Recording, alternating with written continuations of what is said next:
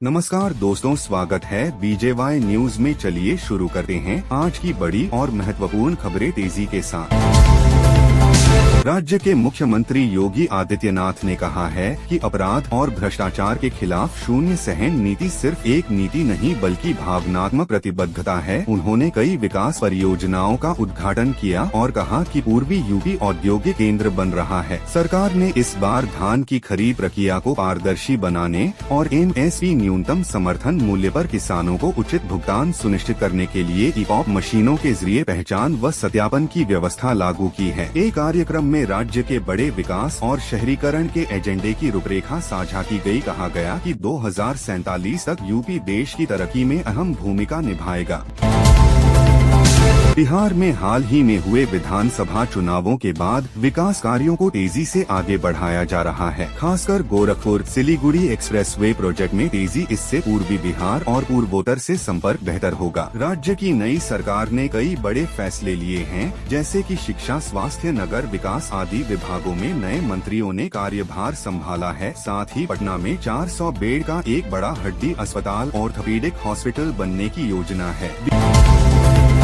बिहार के एक जिले बक्सर में एक राजनीतिक कार्यकर्ता की हत्या का मुख्य आरोपी गिरफ्तार किया गया है। आरोपियों के पास से देशी पिस्तौल, एकल बैरल बंदूक, कारतूस और जिंदा गोलियां बरामद हुई हैं।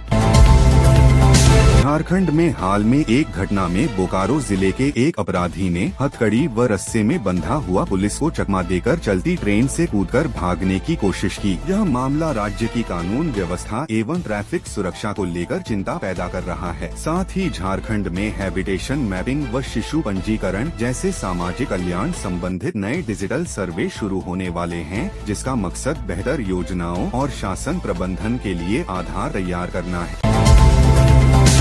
30 नवंबर को देश के दक्षिणी हिस्सों में चले आ रहे चक्रवाती तूफान दितवाह साइक्लोन दितवाह के चलते तमिलनाडु, आंध्र, कर्नाटक आदि राज्यों को भारी बारिश व तूफान की चेतावनी जारी की गई है। वहीं उत्तर भारत, जिसमें यूपी, बिहार और झारखंड शामिल हैं, अगले कुछ दिनों में मौसम सामान्य रहने की संभावना है, लेकिन सर्दी और कोहरे का असर हो सकता है।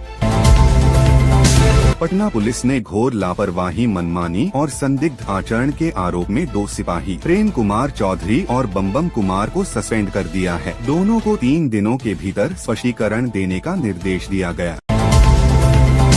पटना पुलिस ने मई से सक्रिय एक चेन स्नैचिंग गिरोह का भंडाफोड़ किया है। गिरोह के सरगना शुभम कुमार को बंदर बगीचा से गिरफ्तार किया गया। उसके खुलासे पर दानापुर के एक सुनार को भी पकड़ा गया, जो चोरी के गहने पिघलाता था। हमीरपुर जिले में एक युवक ने शादी टूटने के बाद फांसी लगा ली। कन्या पक्ष द्वारा शादी से इनकार कर दिया गया था। पुलिस ने पोस्टमार्टम के बाद मामले की जांच शुरू कर दी है। बरेली में 1987 में भाई की हत्या कर फरार चल रहे प्रदीप सक्सेना को 36 साल बाद गिरफ्तार कर लिया गया है। उसे उम्र कैद की सजा मिली थी, लेकिन 1989 में पैरोल पर छूटकर फरार हो गया था। अब 70 की उम्र में वह फिर जेल की सलाखों के पीछे है। बिहार की मंत्री लेशी सिंह ने अचानक धमदाहा अनुमंडलीय अस्पताल का निरीक्षण किया। निरीक्षण में कई चौंकाने वाली लापरवाहियां उजागर हुई। अस्पताल प्रभारी 3 दिनों से गायब, 7 डॉक्टर और 12 स्वास्थ्य कर्मी ड्यूटी पर नहीं। अल्ट्रासाउंड मशीन वर्षों से इंस्टॉल नहीं। मरीजों की भारी भीड़ लेकिन स्टाफ नदारद। मंत्री ने नाराजगी जताते हुए कमिश्नर को तुरंत कार्रवाई के निर्देश दिए। 2005 में बिहार में कानून व्यवस्था सुधारने में पूर्व डीजीपी अभयानंद की बड़ी भूमिका थी। स्पीडी ट्रायल, बेल कैंसिलेशन और मजबूत पुलिसिंग के जरिए कई अपराधियों को सजा हुई। लेकिन आज बिहार पुलिस पहले जैसी सख्ती क्यों नहीं दिखा पा रही? लोग इस सवाल को लेकर सरकार पर सवाल उठा रहे हैं। मेरठ के हिंदू सिख बाहुल्य इलाके में एक मुस्लिम को मकान बेचे जाने पर विवाद हो गया। तनाव के चलते खरीदार की तबीयत बिगड़ गई। सीतामढ़ी में नेपाल सीमा पर तैनात एसएसबी जवान ने सर्विस राइफल से खुद को गोली मार ली। मीडिया को कैंप में प्रवेश नहीं दिया गया, न ही अधिकारी बयान दे रहे हैं। कारणों का फिलहाल खुलासा नहीं। राज्य में अलग अलग सड़क हादसों में 3 लोगों की मौत और 11 लोग घायल। गुमला 3 वर्षीय बच्चे की सड़क हादसे में मौत। हजारीबाग बस पलटने से 8 लोग घायल। जमशेदपुर दुकान से 10-12 लाख के कीमती पत्थर चोरी। भाजपा प्रदेश अध्यक्ष बाबूलाल मरांडी ने सरकार को अबुआ सरकार नहीं ठगुआ सरकार बताया और आरोप पत्र 2025 जारी किया। रांची में होने वाले वनडे मैच के लिए पुलिस का बड़ा निर्देश। सुबह 6 बजे से रात 10 बजे तक भारी वाहनों का प्रवेश बंद रहेगा। स्वास्थ्य मंत्री डॉक्टर इरफान अंसारी ने नए उपकरण, सेंट्रल लैब, 100 नए बेड, रिम्स 2 प्रोजेक्ट की घोषणा की। JSCA स्टेडियम के पास रेस्टोरेंट में छापेमारी कर 3 लोग टिकट ब्लैक करते पकड़े गए।